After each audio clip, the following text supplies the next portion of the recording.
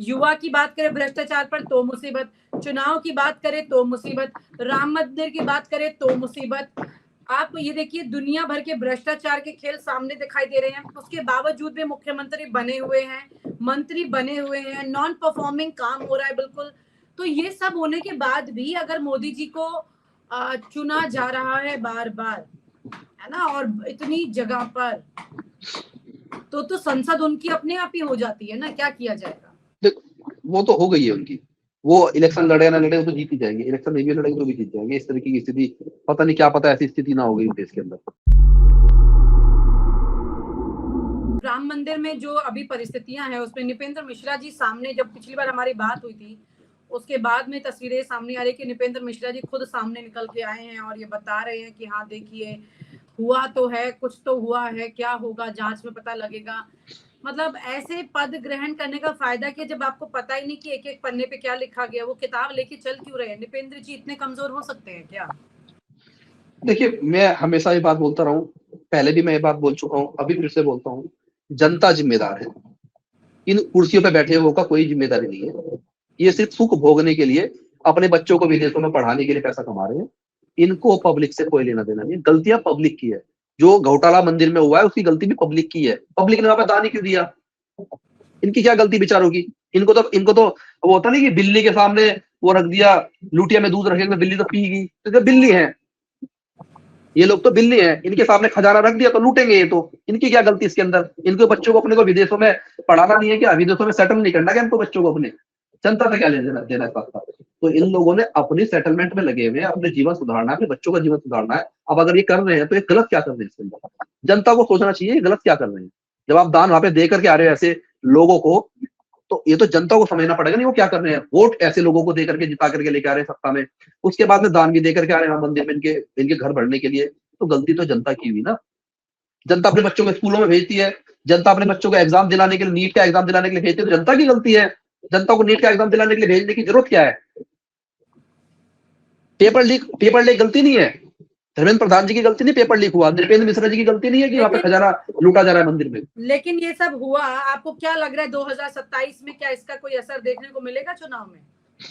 देखिए अगर असर नहीं पड़ेगा तो ये जनता की मूर्खता होगी, मैं तो यही कहूंगा। असर पड़ेगा नहीं पड़ेगा तो आने वाले चुनाव में पता चल जाएगा।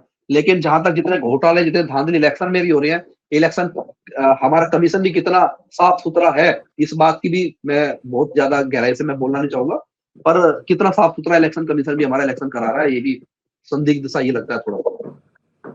मतलब आप ये कह रहे हैं कि मुद्दे कुछ भी उठते रहे, चुनाव बीजेपी जीतती रहेगी क्योंकि इलेक्शन कमीशन उनका साथ देता है। हाँ शायद।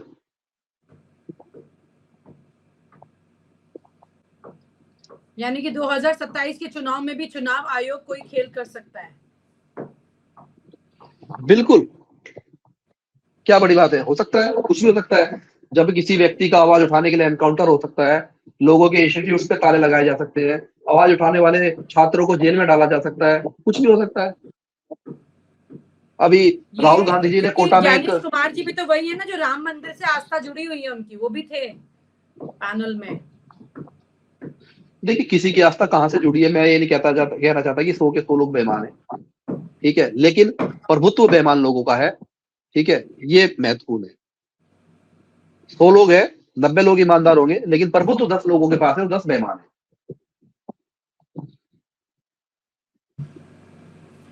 ठीक है, यानी कि अभी इस देश में सारी एक एक करके ऐसी परिस्थितियां दिखाई दे रही हैं, समझ नहीं आता कि शुरू कहाँ से किया जाए सवाल और खत्म कहाँ किया जाए। आपको क्या लग रहा है, कोई राहत की खबर दिखाई दे रही है। देखिए बिल्कुल, की बात देखिए करें तो मुसीबत, युवा की बात करें भ्रष्टाचार पर तो मुसीबत, चुनाव की बात करें तो मुसीबत, राम मंदिर की बात करें तो मुसीबत। आप ये देखिए दुनिया भर के भ्रष्टाचार के खेल सामने दिखाई दे रहे हैं, उसके बावजूद भी मुख्यमंत्री बने हुए हैं, मंत्री बने हुए हैं, नॉन परफॉर्मिंग काम हो रहा है बिल्कुल। तो ये सब होने के बाद भी अगर मोदी जी को चुना जा रहा है बार बार, है ना, और इतनी जगह पर, तो संसद उनकी अपने आप ही हो जाती है ना, क्या किया जाएगा। वो तो हो गई है उनकी, वो इलेक्शन लड़े ना लड़े वो तो जीत ही जाएंगे, इलेक्शन नहीं भी लड़ेंगे तो भी जीत जाएंगे। इस तरीके की स्थिति पता नहीं क्या पता ऐसी स्थिति ना हो गई देश के अंदर, संदिग्ध है ये बात, संदिग्ध बोल रहा हूँ मैं, संदिग्ध शब्द का उपयोग कर रहा हूँ। और रही बात ये कि देश नेपाल वाले नक्शे पे ना चलने लग जाए अगर इससे बचाना चाहते हैं तो सरकार को बिल्कुल तुरंत एकदम एक कानून बनाना चाहिए कि भ्रष्टाचारियों के लिए कोई दूसरी सजा होनी ही नहीं चाहिए, भ्रष्टाचारियों के लिए कोई दूसरी सजा होनी ही नहीं चाहिए। उनको फांसी के अलावा कोई सजा उनके लिए बनती ही नहीं। उनकी और उनके परिवार के वो सदस्य जो विदेशों में ऐश काट रहे हैं, उन लोगों को नहीं, देश लेकिन में ला करके भ्रष्टाचार उनको के भी नाम पे भी तो अश्विनी जी, जैसे आपने कहा कि एक रिपोर्टर को उठा करके कई मुकदमे लगा दिया, आत्महत्या की उसकी नौबत आ गई, तो भ्रष्टाचार के नाम पे भी तो उन लोगों को मछली के तौर पर सामने ला करके बांध दिया जाता है खूंटे से और उनको खत्म कर दिया जाता है, जैसे कि भ्रष्टाचार उन्होंने ही किया था। ऊपर बैठे कोई भी लोग जो है सब पाक साफ हैं। देखिए, जनता को इस बात पे पैसा जागना खरीद पड़ेगा। करके, पैसा यहाँ से कमा के विदेशों में चीजें खरीद रहे हैं सब। देखिए, जनता को जागना पड़ेगा और सरकार को समझना पड़ेगा कि आप अपने भागने की तैयारी भी रखें। अगर लूट रहे हैं तो भागने की तैयारी भी रखें। अगर लूट रहे हैं, जो भ्रष्ट नेताओं के लिए बोल रहा हूँ मैं, बात ईमानदार लोगों के लिए नहीं, भ्रष्ट नेता अपने भागने की तैयारी भी रखें, ठीक है। क्योंकि नेपाल की तरह इस देश में भी भारत भूषण तिवारी जी की तरह बहुत सारे भगत सिंह बनने के लिए तैयार हैं, बहुत सारे, जिनकी गिनती भी नहीं है। और आपको रास्ता नहीं मिलेगा, कभी आग भड़केगी, आपको समझ में नहीं आएगा कि हुआ क्या है। आपको भ्रष्टाचार तुरंत बंद करना पड़ेगा। ये जो टिकट की खरीदी बेची चल रही है, सांसदों विधायकों की खरीदी बेची चल रही है, अब वो समय जा चुका। जनता को ये समझना पड़ेगा कि वो समय जा चुका जब वोटर खरीदे बेचे जाते थे। अब वोटरों की बात नहीं हो रही है, तो सांसद विधायक खरीदे बेचे जाते हैं। हमारे चड्ढा जी को देख लो, सयानी घोष जी को देख लो, किसी को देख लो, जो आपकी आवाज उठा रहे थे उन्हें दबा दिया गया और दबा करके उनको खरीद लिया गया। कॉम्प्रोमाइज करो वरना आपको जेल में डाल दिया जाएगा। स्पष्ट है, स्पष्ट संदेश है का। तो मतलब अभी हर चीज पैसे से हो रही है, आप ये? बिल्कुल। लेकिन ऐसा तो नहीं है ना कि हमेशा ही ऐसे चलता रहेगा, कोई तो एक बड़ा नहीं, ऐसा नहीं बिल्कुल। अभी अलग अलग छोटे छोटे प्रोटेस्ट हो रहे हैं, चाहे वो किसी के भी नाम से हो। अभी आप देखेंगे राहुल गांधी जी का कोटा वाला एक विजिट हुआ था, उसमें भी आपने देखा कि कई हजारों स्टूडेंट्स थे जिनके अंदर इस बात को लेकर के रोष दिखाई दिया, नीट पेपर लीक को लेकर के। आकांक्षा ने जो सुसाइड की, उसके जैसे और अन्य बच्चों ने जो सुसाइड की नीट पेपर लीक की वजह से, उसके बारे में चर्चा हुई। मैं आपको बहुत गंभीर मुद्दा बताता हूँ, अभी ये साल तो मुझे अभी याद नहीं आ रहा, अभी बहुत ज्यादा पुरानी घटना नहीं, 2-3 साल पुरानी घटना है। पोस्टल डिपार्टमेंट में एग्जाम हुआ ड्राइवर का, जिसमें 719 बच्चों ने भाग लिया। लेकिन जब एग्जाम देने के बाद में जब प्रैक्टिकल का टाइम आया तो 3 बच्चे उसके अंदर अतिरिक्त हो गए।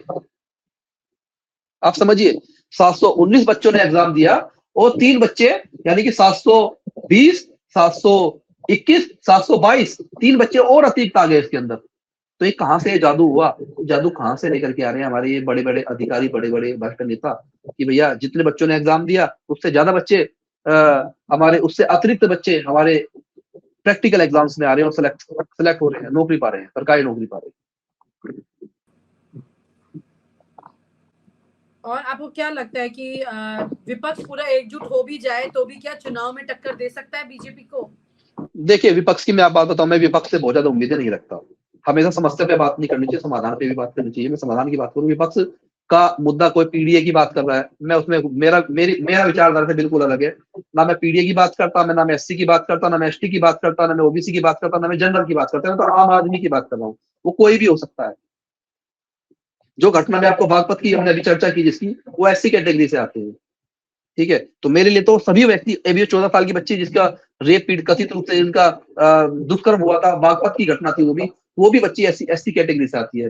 तो मेरे लिए ये महत्वपूर्ण नहीं है कि किसी जाति किसी धर्म का है। और ये जितने भी हमारे दल है, अगर ये जाति धर्म से हट करके भ्रष्टाचार को मुद्दा बना करके इलेक्शन में आएंगे तो ये जरूर जीत सकते हैं। अदरवाइज अगर ये सोच रहे हैं कि जाति में बांट करके जीतेंगे तो जाति में बांट करके ये भी नहीं जीतेंगे। मेरा वोट तो इनको भी नहीं, मेरा वोट नोटा को रहेगा। ठीक है, आपने नोटा चुन लिया, लेकिन नोटा समाधान नहीं है ना। हाँ, लेकिन नोटा समाधान नहीं है, लेकिन इनसे उम्मीद भी नहीं है। हमारी जितनी कोई भी राजनीतिक दल ये बता देगी वो जातिगत राजनीति नहीं कर रहा है। कोई भी एक दल ये कह देगी वो जातिगत राजनीति नहीं कर रहा है। तभी तो आप फैसला दे पाएंगे चीजों को लेकर। देखिए, ये समय बताएगा, इस समय बताएगा किसको चुना जाएगा। चलिए देखते हैं। हम लोगों ने तो आह्वान किया है कि आपने तो आह्वान किया युवाओं से कि आप निर्दलीय खड़े होइए, अपने अपने क्षेत्र से लड़िए इलेक्शन।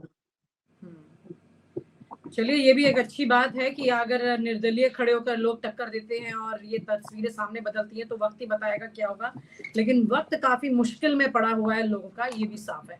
बहुत बहुत शुक्रिया। और आप हमसे जुड़े रहने के लिए सब्सक्राइब करें YouTube पर, फॉलो करें Twitter पर और लाइक करें Facebook पर। और ज्यादा जानकारी के लिए आपको टाइप करना होगा सिर्फ न्यूज नशा।